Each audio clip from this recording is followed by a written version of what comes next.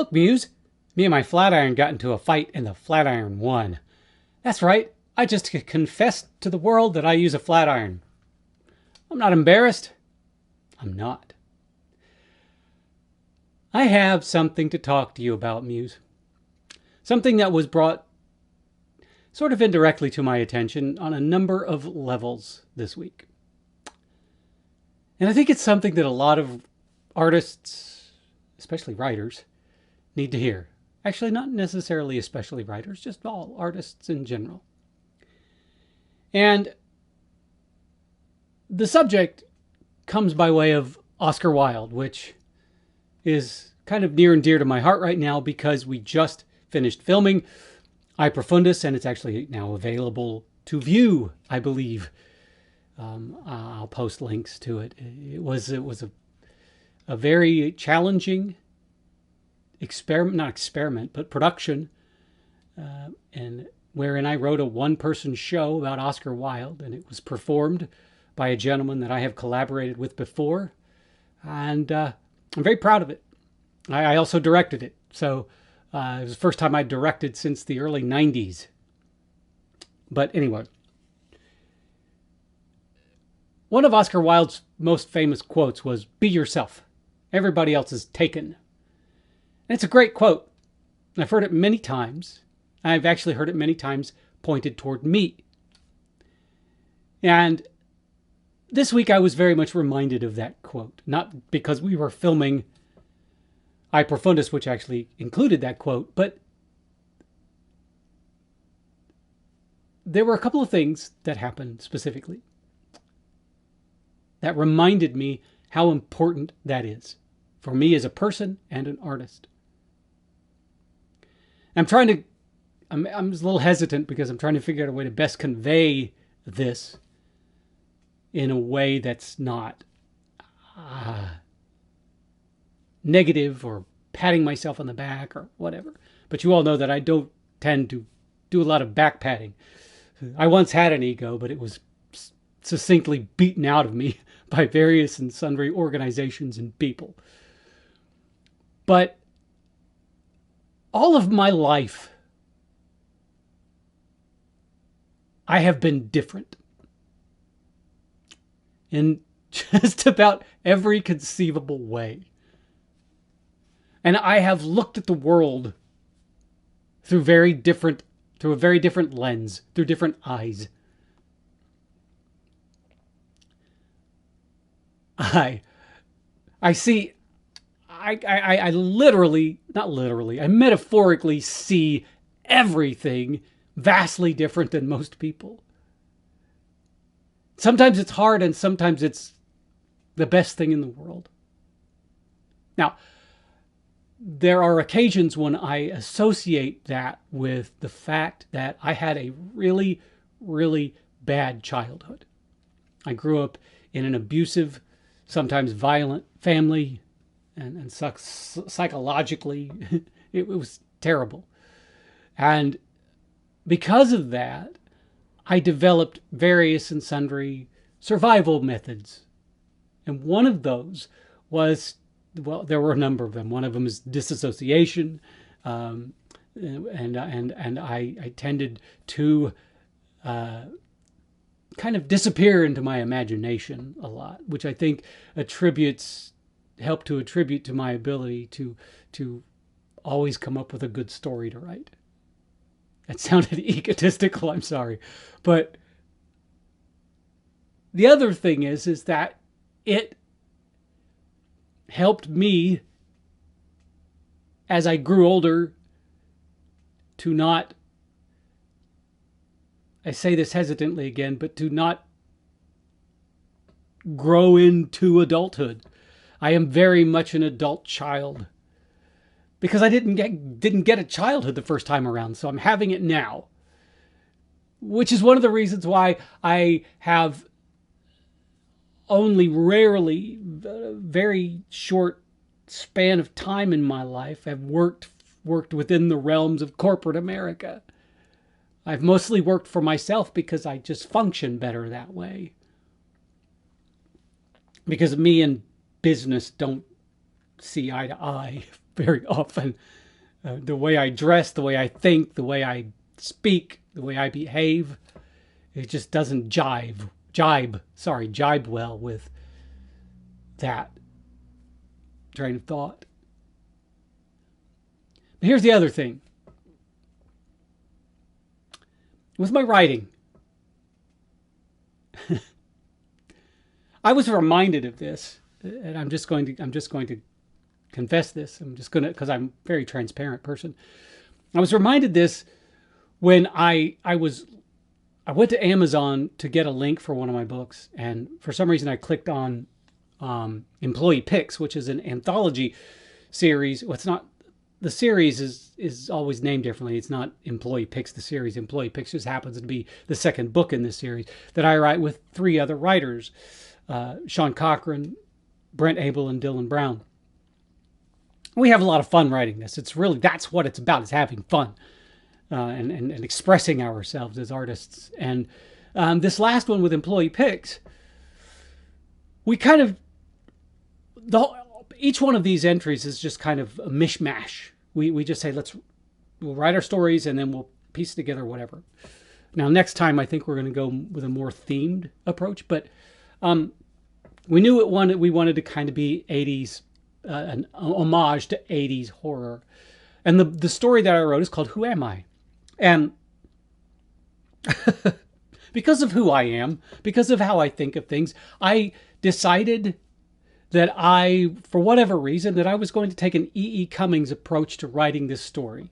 And that's exactly what I did. I said, no punctuation, no capital letters, nothing. This is going to kind of come across as an epic horror poem. And that's what I wrote. And it has a narrative, it has a story, and it's very particular for me, and it's very personal to me. And I wrote it, and beta readers loved it. My editor loved it. And I thought, we're just going to do this. I'm brave. I don't give a crap. I'm going to this is my story. And of course, the other writers went a more traditional route, and there we go. There's the book. So one of the reviewers in that said they loved all the stories, but mine seemed to not fit in. And that right there is the crux of my life. Not fitting in. There have been times in my existence where I have been proud, so proud of not fitting in. And there are times when it's been kind of problematic to me. Are you hearing that, Muse? I'm hearing that. I know I'm not crazy. It's outside. It's a truck beeping constantly. It's not in my head, though. But anyway, so I have always both reveled and struggled with the idea of fitting in, or not fitting in, as it were. And at some point in my life, it started to apply to my art. And I'm pretty sure that happened in graduate school. Because I came from a very small undergraduate school where I didn't learn much. Bless that department's heart, I just didn't learn much. And I knew that I had so far to go before I was ready to join the world of professional acting. So I went to graduate school. And the second I stepped into that department, I realized that there was one of these things was not like the other. Now, I believe, if I remember correctly, they accepted 7 actors into the graduate program at that time. And I was one of the 7. And my other fellow students fit the mold. They fit the mold. They lived and breathed, ate, slept, and drank what they were doing. And I came in just with a massive passion for acting. That's all I had. A massive passion for acting and an education that was a little bit questionable. I didn't know the names that they would use all the times. I didn't understand the techniques they were talking about. I had to, so I spent the first 6 months of graduate school desperately trying to catch up. And during that time, I realized that I'm just different. We would start rehearsing a show, and they're off doing their thing, and I'm over here by myself trying to navigate the waters of the character in a way that wasn't normal. And to this day, I'm still like that. So much so that I actually created my own method of acting.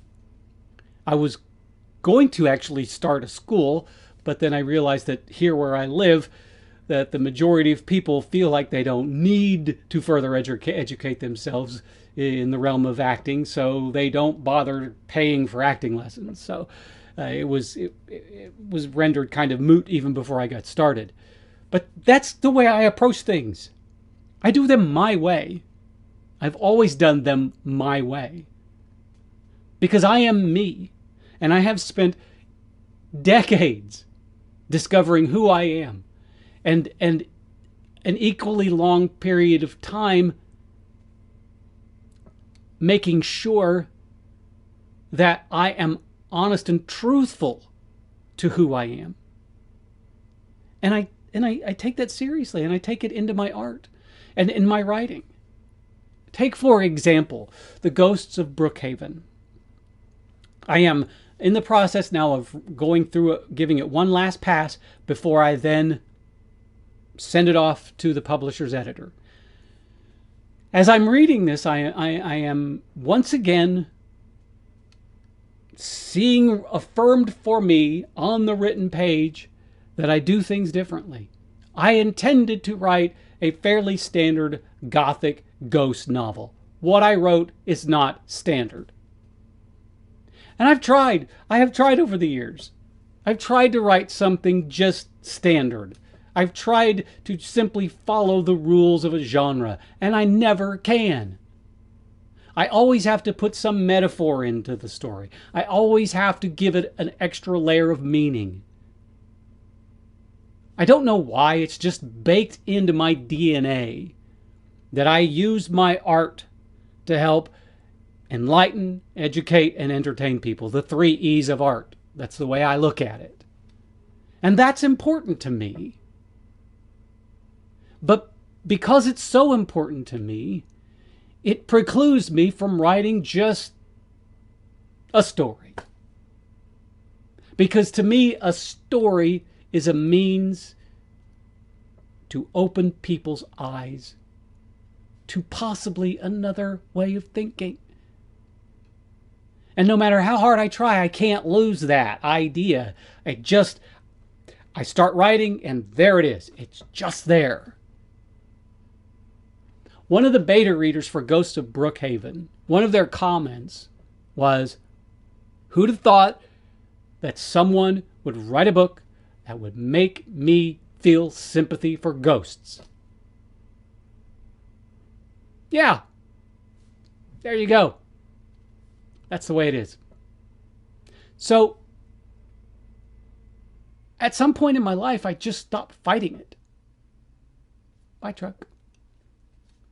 I stopped fighting this idea that I needed to fit in. And I said, you know what? I don't need to fit in. I need to be me. I need to be me in everything I do and every thought I have. And when I write a book, I write a book as me. I don't write a book as you or any other author. And it's not just about voice, because I've spent 20 years developing a writer's voice that's very unique to me. You know, that's another thing I was thinking about as I was writing, or as I was rereading both. I was reading Fear 3 one last time before it got sent to the publisher after all the editing and everything was done. I was rereading it one last time. And as I did that, I was thinking, what is going on here? And it dawned on me that I do have a different way of writing. I do have a different way of approaching fiction. That you could just open up the page and look. You don't have to read a word.